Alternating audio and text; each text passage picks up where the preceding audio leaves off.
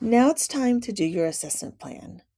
When you're in the pre-IEP, you actually, when doing an assessment plan, if it is a triennial, need to do this triennial reassessment determination. If it's an initial, that's another story. But if it's a triennial, you will need to do this reassessment determination. You click on it. This will come up. You're going to say how you are contacting the parent, what date you contacted them on. You're going to put the date you contacted them, how you contacted the parents, and then you need to do all of these steps. You should be looking at the assessment data. You should be looking at classroom-based things,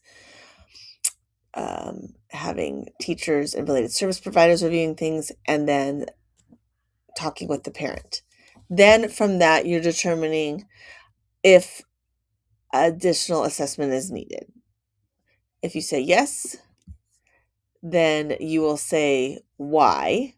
If you say no, then you need to explain why. And maybe it's that you are finding that a file review would be best. You still will do an assessment plan, but you're going to do it through a file review. Typically, this may be for students who have had several triennials already, and things like that. You cannot do that if you're exiting a student from an IEP, though, however.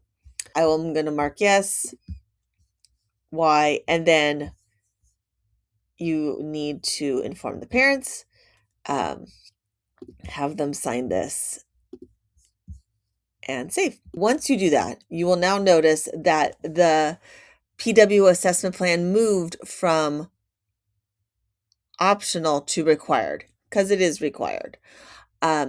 You will open the assessment plan.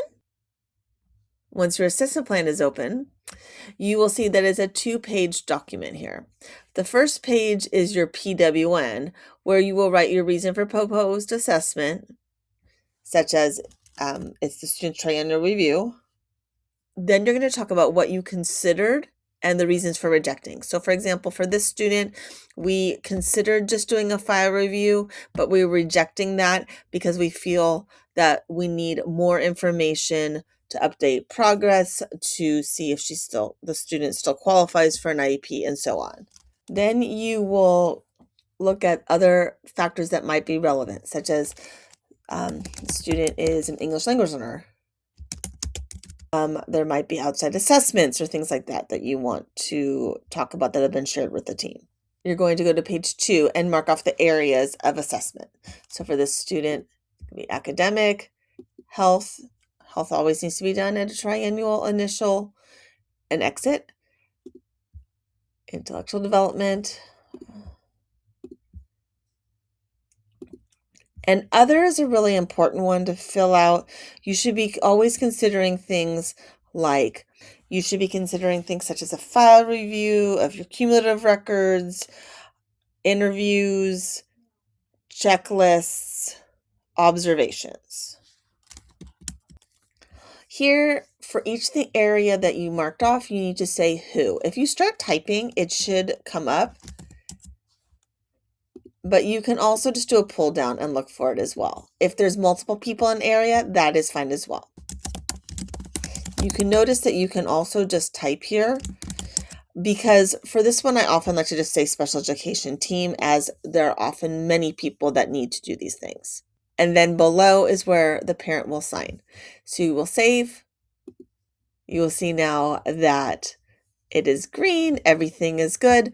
Now you can send the link to the family to sign. You can see that it says make sure that you're not changing anything to the form, because the parent has to agree to all the parts. You would create your link and send it to the family.